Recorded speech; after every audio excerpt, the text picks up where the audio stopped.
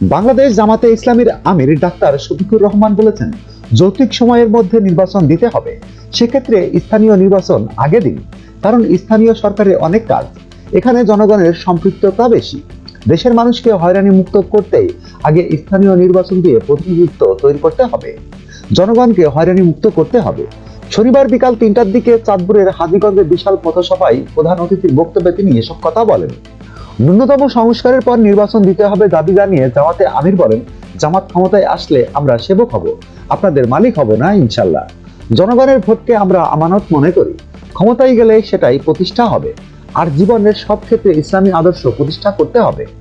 শেখ হাসিনার পরিবারকে ইঙ্গিত করে শফিকুর রহমান বলেন, একটি পরিবার এদেশের মানুষকে দাস মনে করত, তারা জানতো না সব ক্ষমতা আল্লাহর হাতে। তারা এই ফ্যাসিবাদী আওয়ামী লীগ, শেষ পর্যন্ত তারা চোরের মতোই পালিয়ে গেছে। তারা আমাদেরকে জেলে দিয়েছে তাদের চুরি ডাকাতি জাহেজ করার জন্য। যারা সরকারের পদে বসে বড় বড় কথা বলেছেন, এখন তাদের টেলিস্কোপ দিয়ে খুঁজে পাওয়া যাবে না। ASBD 24, সত্য প্রকাশে প্রতিশ্রুতিবদ্ধ। চ্যানেলটি সাবস্ক্রাইব করুন।